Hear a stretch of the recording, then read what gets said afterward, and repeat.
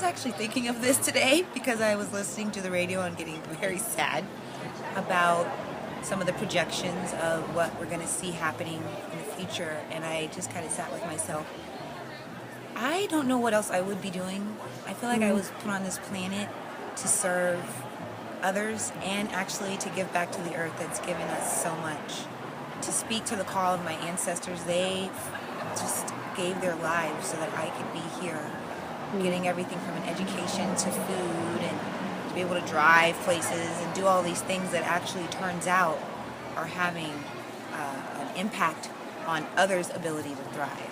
And so I feel like the more I learn about my actions and my legacy, that I'm showing up in the way that actually is the only way I could show up. It's like a calling. I feel called to be here, and I'm honored because each step closer I take, more people come to support me and I to support them. I read a book called The Limits to Growth, and it really had a profound impact on me.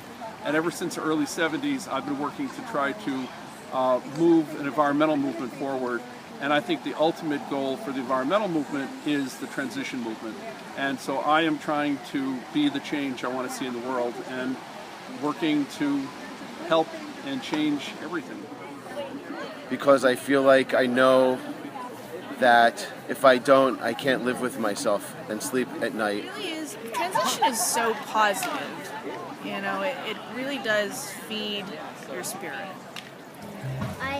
I've come to some of the meetings because I want to learn how transition works, and I might take a few classes when I'm a grown-up, and I really want to see how it's made and how it helps the earth and why it helps them.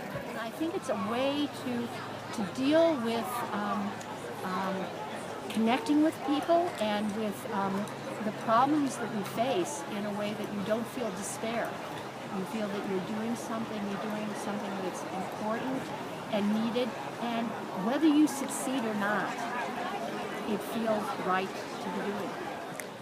I've seen so many changes, not for the better on the planet, and I just have to do something now, and I'm able to focus a lot of energy on this because I've made myself committed to helping change the world for the better. That I get to spend my time with the most astounding people and, live in permaculture food forests in our backyard and our front yard and our neighborhood, and taking that to City Hall, and it's just a lot of, reconnecting to nature and community. I'm doing this because I have kids. I'm doing this because I really wanted grandchildren, and now that I don't, and I would like to want to have them. Partly because of the people, partly because of the conversations.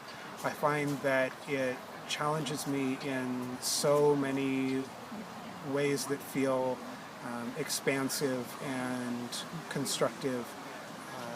Every skill that I've learned over the course of my life is employed in it, from social to physical to emotional, psychological. It's amazing work. It provides so many growing edges for me, and the people are just amazing people. I mean, humans in general are amazing, but when you get these groups of people around a table or in a living room or watching a film and talking about it afterwards, it's just such an amazing thing. So I'm working up in Lake County with the transition movement there and the reskilling movement. I just have fun with it. That's why I do it. I do it because I don't know, when I first came across transition, it just seemed like the perfect solution. It just is the only thing that really gives me hope and inspires me to get up in the morning and do something for my child and for the children. I don't know of anything else that's rooted so firmly in the earth and ecological design.